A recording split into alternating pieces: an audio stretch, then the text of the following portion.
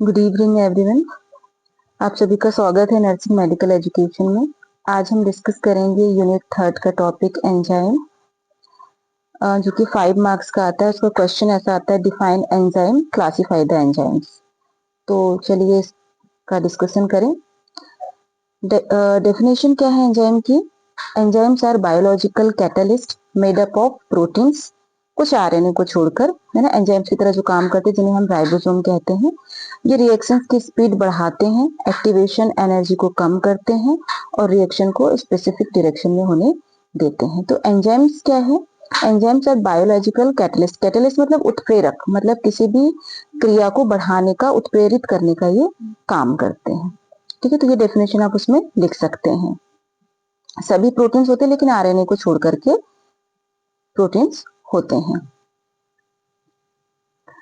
अब ये types of enzyme, तो हम इसे दो भागों में डिवाइड करके लिख सकते हैं। ह्यूमन बॉडी में एंजाइम्स को कई तरह से क्लासिफाई किया जा सकता है, दो तरीके से, on the basis of site of action, on the basis of composition.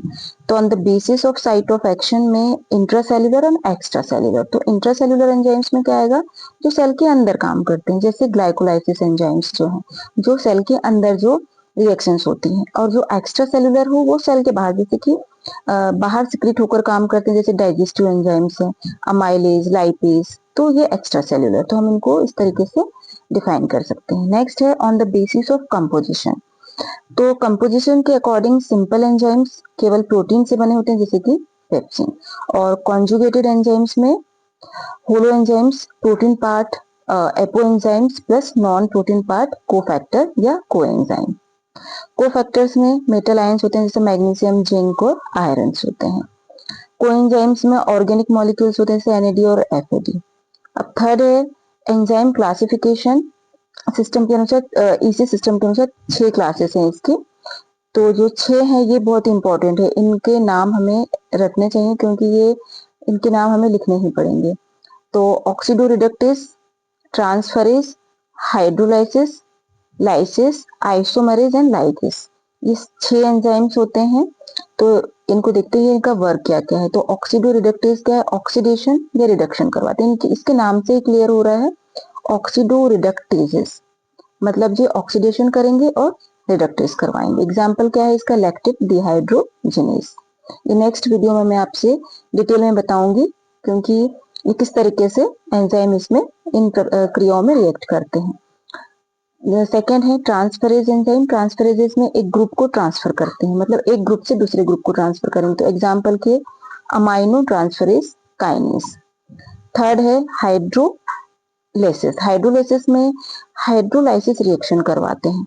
Hydrolysis reaction, इसका एग्जाम्पल है लाइपेज, प्रोटीएज और अमाइलेज। फोर्थ है लाइसिस। तो लाइसिस होते हैं बॉन्ड तोड़ते हैं, बिना हाइड्रोलाइसिस या ऑक्सीडेशन के बॉन्ड तोड़ते हैं। एग्जाम्पल डी कार्बोक्सिलेज एल्डोलेज, तो ये इसके एग्जाम्पल है। फिफ्थ है आइसोमेरेसिस। मॉलिक्यूल्स को आइसोमर्स में बदलते हैं। Example glucose 6 phosphate isomerase. अब सिक्स लाइगेजेस सिंथेटेज। दो मॉलिक्यूल्स को ये जोड़ते हैं एटीपी की मदद से। तो एग्जाम्पल है डीएनए लाइगेज, कार्बोक्सिलेज। अब इसकी हम याद करने की एक ट्रिक है, oh the hot lion is laughing. Oh the hot lion is laughing. तो इसमें क्या है इसका? OTHLIL,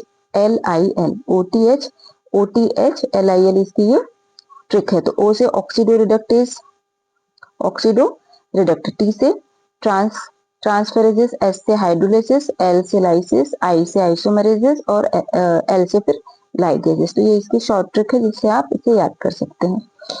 अब इसके फंक्शन, तो फंक्शन में function of enzymes in human body. Human body में क्या क्या फंक्शन होते हैं? पहला तो digestion, metabolism, detoxification, DNA RNA synthesis, cell signalling and regulation, immune function. तो देखते हैं डाइजेशन में कैसे हेल्प करते हैं। फूड को छोटे छोटे मॉलिक्यूल्स में ये तोड़ते हैं। तो अमाइलेज कैसे तोड़ेगा? अमाइलेज जो है वो अमाइलेज स्टार्च को कैसे तोड़ेगा? ग्लूकोज में कन्वर्ट करेगा। लाइपेज कैसे करेगा? फैट को फैटी एसिड प्लस ग्लिसरॉल में तोड़ देता है ना। तो ये इस तरीके से डाइजेशन में हेल्प करते हैं। पेप्सिन और ट्रिप्सिन प्रोटीन्स को अमाइनो एसिड में कन्वर्ट करते हैं। ठीक है, तो ये डाइजेशन में हेल्प करते हैं। नेक्स्ट है मेटाबॉलिज्म में कैसे एनर्जी प्रोडक्शन का काम होता है। ग्लाइकोलाइसिस और क्रेब साइकिल में मैं आगे की डिटेल में बताऊंगी इसे। ग्लाइकोलाइसिस और क्रेब साइकिल में इलेक्ट्रॉन ट्रांसपोर्ट चेन सभी एंजाइम्स कंट्रोल्ड है ये, तो बिना एंजाइम के कोई भी रिएक्शंस, कोई भी क्रियाएं नहीं होती हमारी बॉडी में। डिटॉक्सिफिकेशन में लीवर एंजाइम जैसे साइटोक्रोम P450 टॉक्सिन्स और ड्रग्स को डिटॉक्सिफाई करते हैं। डीएनए एंड आरएनए सिंथेसिस में डीएनए पॉलीमरेज, आरएनए पॉलीमरेज और जेनेटिक मटेरियल की रेप्लिकेशन और ट्रांसक्रिप्शन में ये हेल्प करते हैं।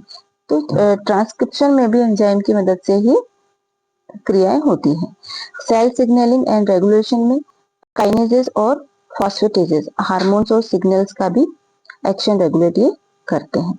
इम्यून फंक्शन में भी बहुत ही रिस्पॉन्सिबल है। लाइजोजाइम यानी सलाइवा टीयर्स बैक्टीरिया की सेल वॉल तोड़ता है। तो जो सलाइवा है जो कि हमारे माउथ में होता है और टीयर्स जो निकलते हैं उसमें ये बैक्टीरिया की सेल वॉल तोड़ता है, तो ये इम्यून फंक्शन में भी इम्पोर्टेंट है। अब हमने क्या क्या देखा, ऑक्सीडो रिडक्टेज जो ऑक्सीडेशन और रिडक्शन का काम करता है एंजाइम। सेकेंड है ट्रांसफरेज जो ग्रुप ट्रांसफर करेगा। हाइड्रोलाइसिस जो हाइड्रोलाइसिस करेगा, इसके नाम से ही समझ में आ रहा है। लाइसिस मतलब non hydrolytic breaking. Okay, isomerase का है आइसोमर फॉर्मेशन, लाइगेज का है बॉन्ड फॉर्मेशन, एटीपी। ओके, तो ये था हमारा एंजाइम का छोटा सा डिस्क्रिप्शन। अगर यदि आप इतना लिख लेंगे तो 5 मार्क्स आपको आराम से आप गेन कर सकते हैं इसका डिटेल में, क्योंकि आपको सिर्फ इनके नाम जो है एंजाइम्स के नाम जो है ऑक्सीडो रिडक्टेजेस, ट्रांसफरेजेस, हाइड्रोलाइसिस, लाइसिस, आइसोमरेजेस और लाइगेज, इनके नाम लिख के इनका छोटा छोटा डिस्क्रिप्शन करना है, तो आराम से आपको 5 नंबर आराम से आपको मिल सकता है।